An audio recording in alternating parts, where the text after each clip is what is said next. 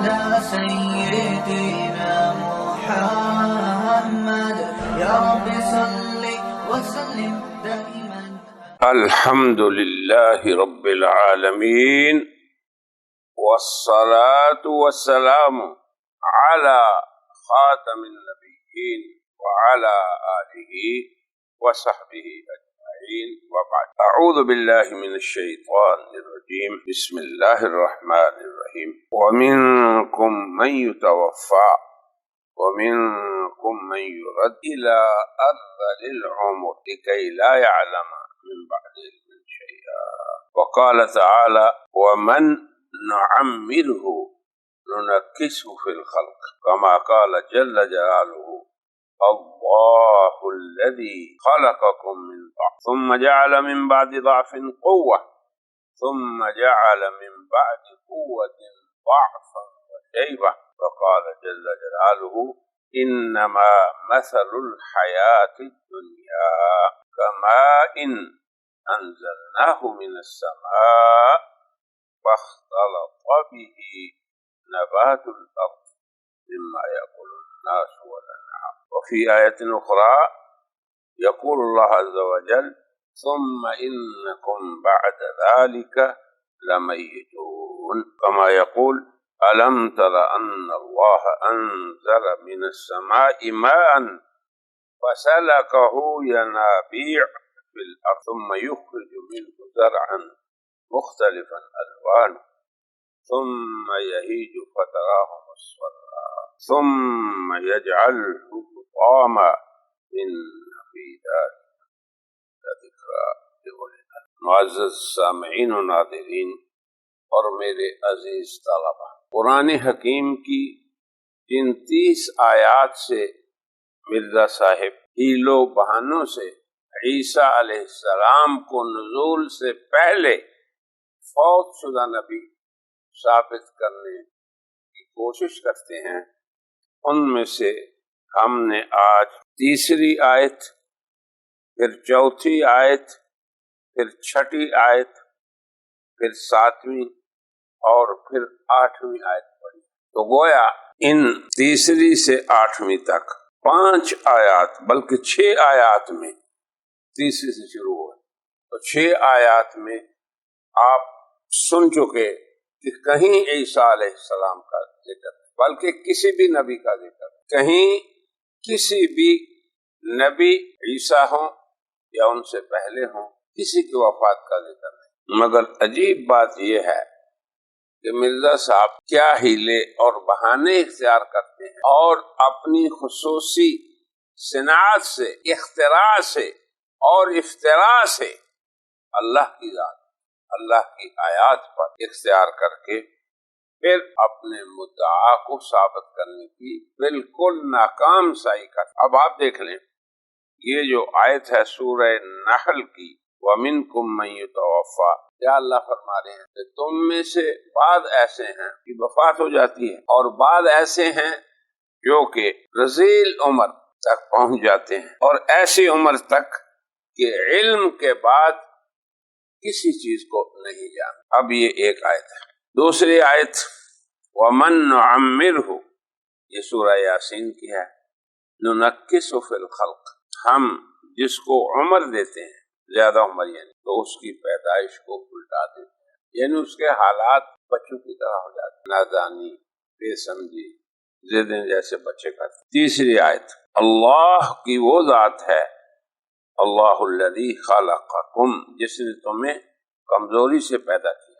انسان جب دنیا میں پیدا ہوتا ہے تو کچھ بھی اپنا کام خود نہیں کر سکتا، اتنا کمزور ہوتا ہے، نہ چل سکتا، نہ پھر سکتا، نہ پکڑ سکتا، نہ کھا سکتا، نہ پی سکتا، اتنا کمزور. دوسرے ہی اس کی یہ تمام حاجات پورا کرنے کی صحیح کرتا. تو یہ ہے اللہ نے کمزوری سے تمہیں پیدا کیا. پھر کمزوری کے بعد قوت آئی، پھر قوت کے بعد پیرانہ سالی آئی اور پھر کمزور ہو گیا، اور کم از کم بڑھاپا تو اسے آئی گیا.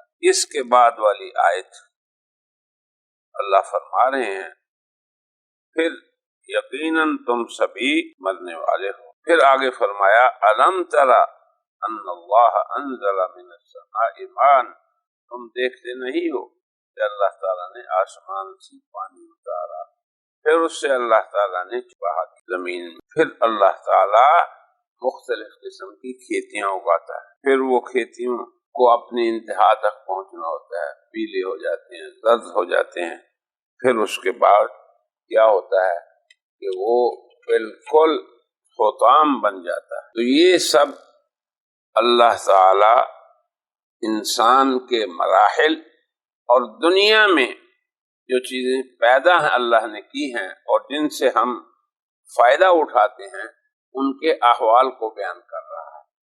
اب مرزا صاحب نے کیسے استدلال کیا یہ بات سمجھنے والی ہے، اور پھر مرزا صاحب کا طریقہ استدلال مخالف ہے عقائد اسلام اور مخالف ہے قرآنی الفاظ سے۔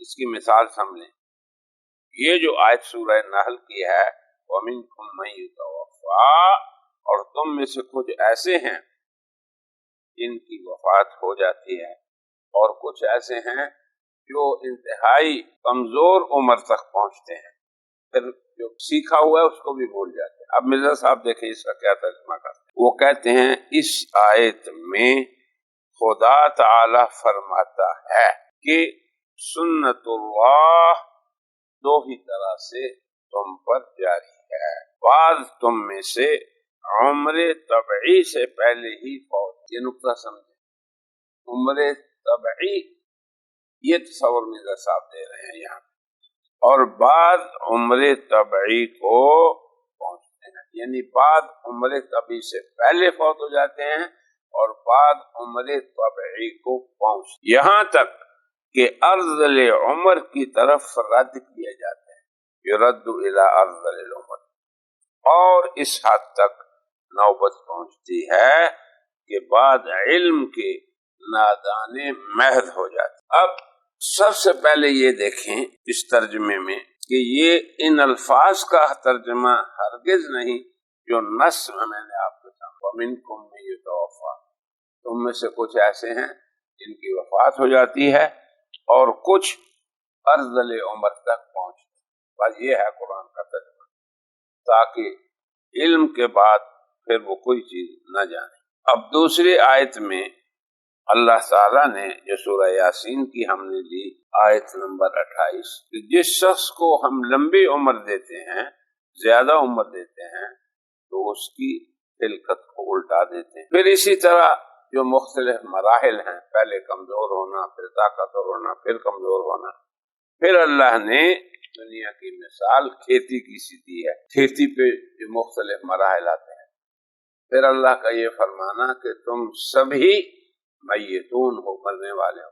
اب ان آیات میں آپ خود دیکھ لیں کہ کہاں عیسیٰ کا ذکر ہے، پھر ان آیات کے سے جو پہلی آیت ہے، جو تیسری آیت ہے، گویا کہ ان آیات میں سے جو تیسری قسم کی ہے، اور اگر شروع سے نمبر لگائیں تو یہ 13ویں آیت ہو گئی۔ اس میں مرزا صاحب کیا کہہ رہے ہیں اور کون سا عقیدہ پیش کر رہے ہیں جو اسلامی عقائد کے خلاف ہے، یہ بات پہلے پختہ سمجھ لیں کہ ان آیات میں کسی جگہ حضرت عیسیٰ علیہ السلام کی وفات کا نہ صراحت سے ذکر ہے نہ اشارتاً ذکر ہے۔ اب مرزا صاحب کی اپنی الٹی منطق ہے کہ وہ ان آیات کو بھی دلائل وفات مسیح میں شمار کریں، اور پھر ان کے طریقہ استدلال کا خلاصہ یہ ہے، وہ کہتے ہیں کہ اصل یہ ہے کہ اللہ فرما رہے ہیں کہ انسان جب پیدا ہوتا ہے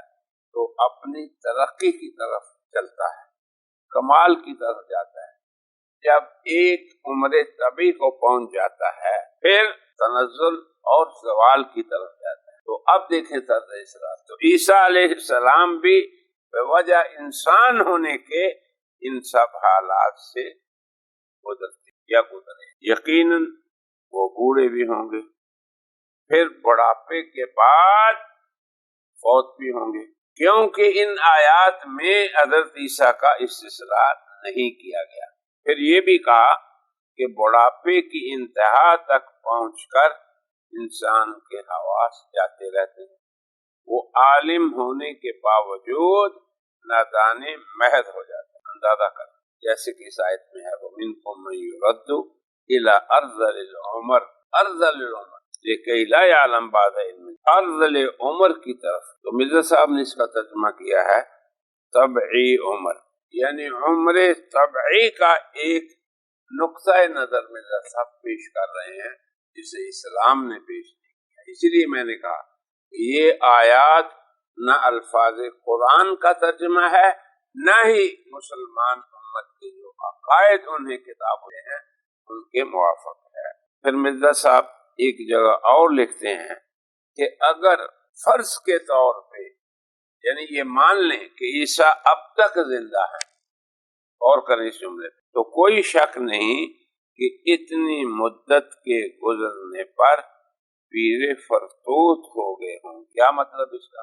یعنی ایسے بڈھے ہو گئے ہوں گے کہ جو بیکار ہو جائیں گے اور وہ کسی کام کے ہرگز لائق نہ ہوں گے کہ کوئی خدمت دینی ادا کر سکے، ازالت الوہام۔ تو یہ ہے خلاصہ مرزا صاحب کے استدلال کا ان آیات سے وفات مسیح ثابت کرتے۔ اب ہم اس پہ رد کرتے ہیں اور انصاف کے ساتھ ہم چاہیں گے کہ قادیانی مربی ہمارے اس رد کو سنے۔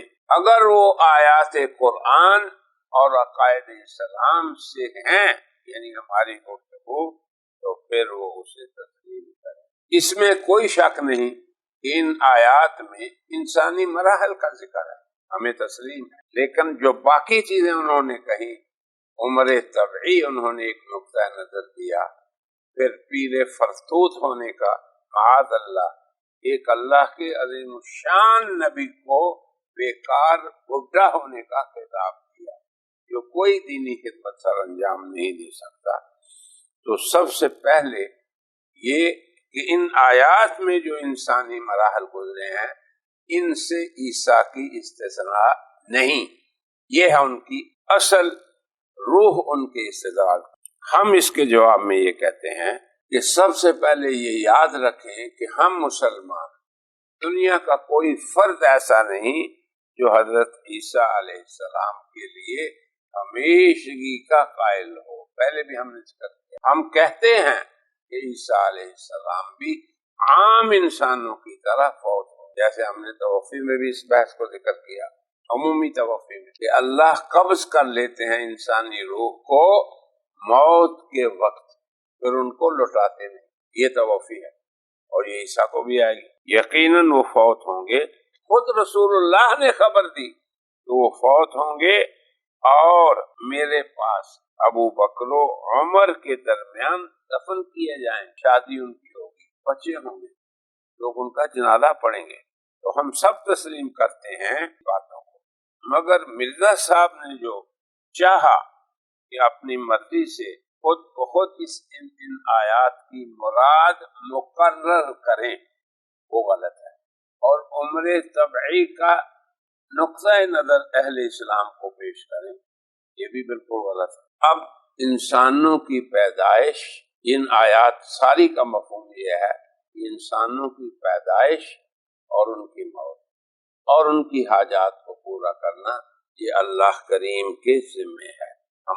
جب جس کی اللہ نے پیدائش کا وقت مقرر کیا وہ اسی وقت اس دنیا میں آئے گا، اور جس کی وفات کا وقت اللہ نے مقرر کیا وہ اس دنیا میں اسی وقت جائے گا۔ ہاں، مرزا صاحب کی سیرت سے ہمیں ملتا ہے، یہ بات سمجھنے والی ہے، اور ربیو آپ کے لیے بھی اور داعیو آپ کے لیے بھی، کہ مرزا صاحب کی زندگی میں انہوں نے بھی کچھ لوگوں کی موت کی پیش گوئی کی۔ ہم نے اللہ کے بارے میں تو بتایا کہ اللہ کی مقرر کردہ اجل نہ آگے نہ پیچھے، مگر مرزا صاحب کی سیرت کچھ اس طرح کی ہے کہ انہوں نے کچھ لوگوں کے بارے میں پیش گوئی کی موت کی، جیسے وہ جو آتھم پادری تھے، مسٹر آتھم، کہ یہ 5 ستمبر 1894 تک مر جائے یا مسلمان ہو جائے گا۔ 5 ستمبر 1894 تک یہ جو مسٹر آتھم تھے ان کے بارے میں وہ بھی انسان ہے، ان کی بھی موت و حیات اللہ کے قبضے میں ہے، مرزا صاحب کے قبضے میں نہیں۔ ہاں یہ وہ کوشش ضرور کرتے ہیں کہ لوگوں کی موت کو آگے پیچھے کرتے ہیں۔ عیسیٰ کے بارے میں بھی ان کی کوشش ہے کہ ان کی اجل سے پہلے ان کو مار دیں، مگر الحمدللہ کہ اہل حق ایسا مرزا صاحب کو نہیں کرنے دیں گے۔ اب آسمی کا قصہ دیکھ لیں کہ 1894 اور 5 ستمبر یا وہ مسلمان ہو جائے گا یا مر جائے گا، یعنی اپنا مذہب بھی چھوڑ دے گا اور اسلام میں بھی داخل ہو جائے گا ایک طرف، اور دوسری طرف وہ اس دنیا سے چلا جائے گا۔ اب آپ دیکھیں 5 ستمبر 1894 آ گیا، نہ وہ شخص مسلمان ہوا، اپنے ہی دین پہ رہا، اور نہ ہی وہ مرا۔ یہ مرزا صاحب کی ایک سیرت سے ہمیں ملتا ہے۔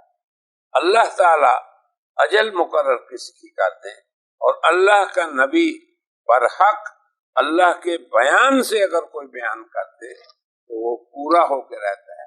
اذا جاء اجلهم لا يستأخرون ساعة ولا يستقدمون، نہ آگے نہ اجل پیچھے ہوتی۔ اسی طرح مرزا صاحب نے ایک اور پیشگوئی کی کسی کے مرنے کی، وہ کیا کہ مسمات محمدی بیگم، یہ میری منقوح ہے آسمانی، زوجنا کہا، آسمان پہ اللہ نے اس کا میرے ساتھ رشتہ کر دیا۔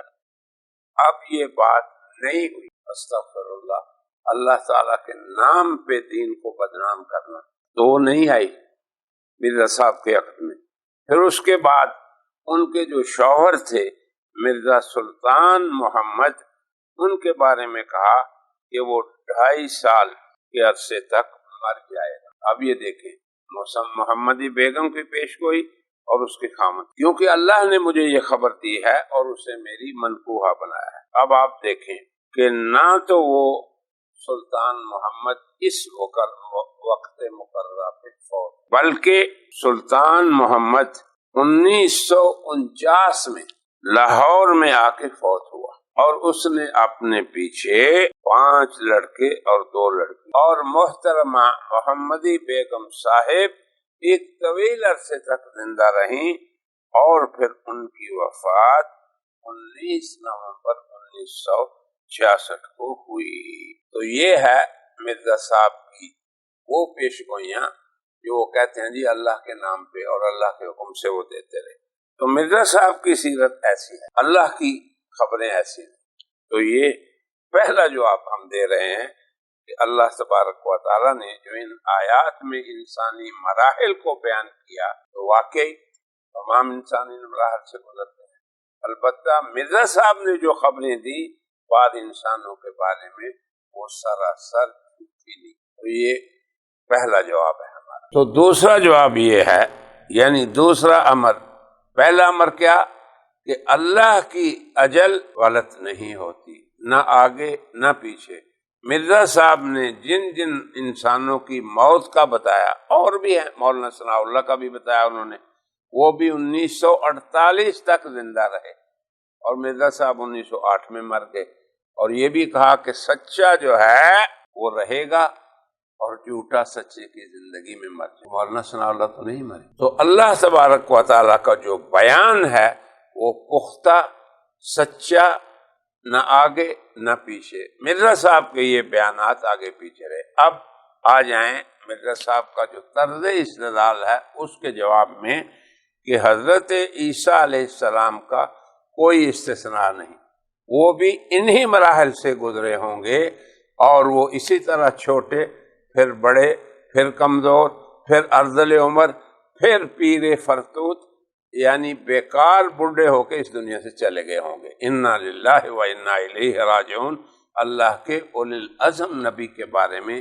یہ مرزا صاحب کی زبان ہے۔ ہم یہ کہتے ہیں کہ یہ امر ضروری نہیں ہے کہ اگر ایک آیت میں اللہ حکم کو بیان کرتے ہیں کسی کو، عام حکم کو، تو اس کا استثناء بھی اسی آیت میں ہو، یا ایک جگہ اگر کوئی امر بیان ہوا ہے یا حکم عام بیان ہوا ہے تو اس کا استثناء بھی اسی موقع پہ اور اسی مقام پہ ہو۔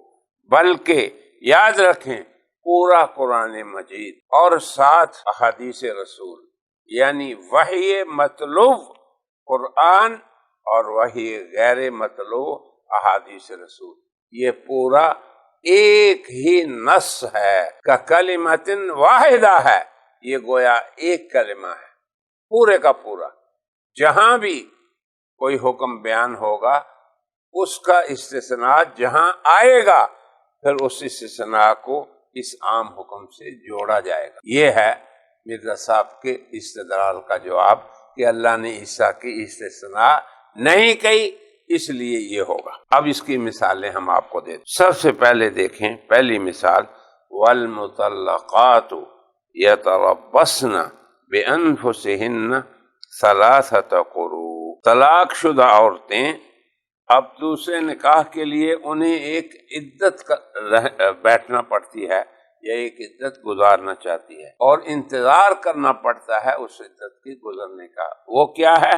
ثلاثۃ قروء، تین قرء، تین حیض یہ امام ابو حنیفہ کے ہاں ہے، تین طہر یہ شافعی کے ہاں ہے۔ بہرحال یہ تین قرء جو ہے یہ مقرر ہے عدت۔ اب لفظ مطلقات جو ہے یہ جمع کا لفظ ہے، ایک ہو تو مطلقہ، بہت ہوں تو مطلقات۔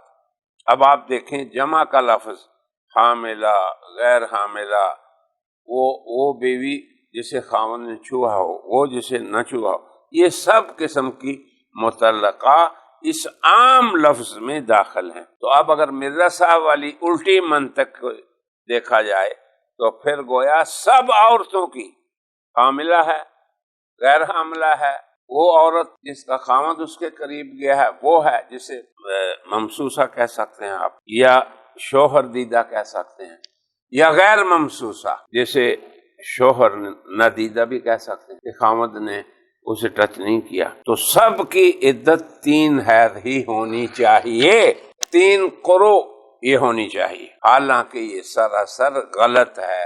اگرچہ اس آیت میں استثناء نہیں مگر دوسری آیات میں استثناء ہے، اور اللہ تعالی دوسری جگہ قرآن حکیم میں فرماتے ہیں کہ وہ عورت جسے خاوند نے نہیں چھوا غیر ممسوسہ ہے۔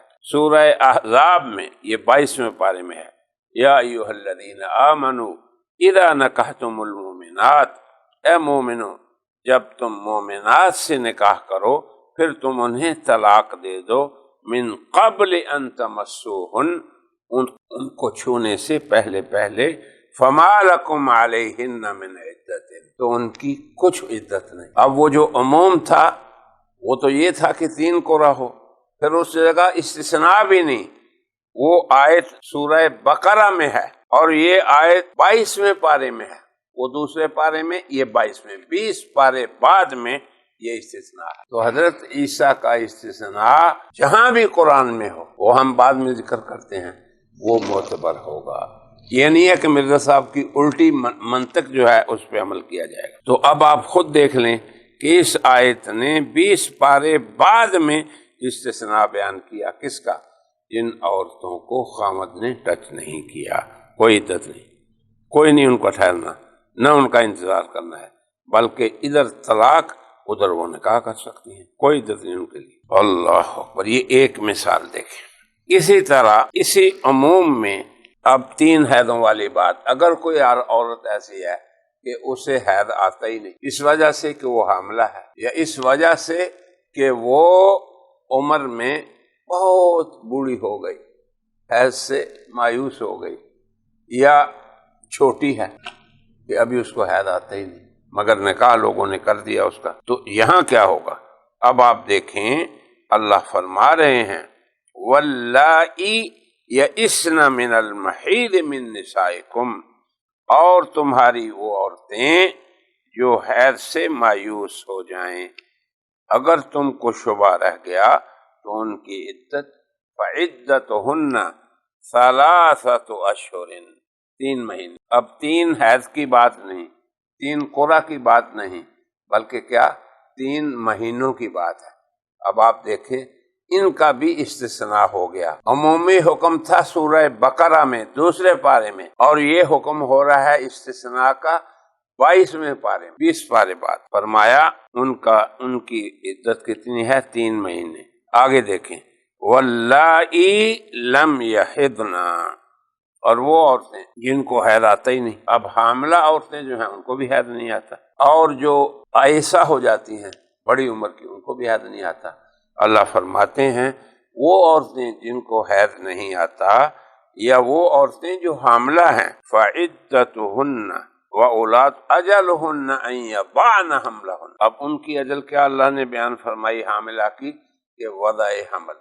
اگر آج ان کا بچہ پیدا ہو گیا متعلقہ حاملہ کا تو اس کی عدت ختم ہوگی. اب آپ دیکھیں ایک عام حکم کا ذکر کہاں ہو رہا ہے اور یہ استثناء کہاں ہو رہا ہے. اسی طرح ایک اور مثال سن لیں پھر ہم واپس آتے ہیں اس بات. اللہ تعالیٰ نے قرآن حکیم میں فرمایا حرمت علیکم امہاتکم، حرام ہیں تم پر تمہاری مائیں، محرمات جن عورتوں سے نکاح جائز، اور تمہاری بیٹیاں، تمہاری بہنیں، اور تمہاری رضائی بہنیں اور بیٹیاں. اور آگے آخر میں فرمایا وَأَن تَجْمَعُوا بَيْنَ الْأُخْتَيْنِ، یہ بھی حرام ہے کہ ایک وقت میں ایک خامد کی دو سگی بہنیں بیٹیاں بیویاں ہوں، دو سگی بہنیں ایک وقت میں بیویاں ہوں. اور پھر اس کے بعد فرمایا والمحصنات من النساء، اور آخر میں فرمایا وَأُحِلَّ لَكُم مَّا وَرَاءَ ذَلِكُم. ایک عام بات فرمائی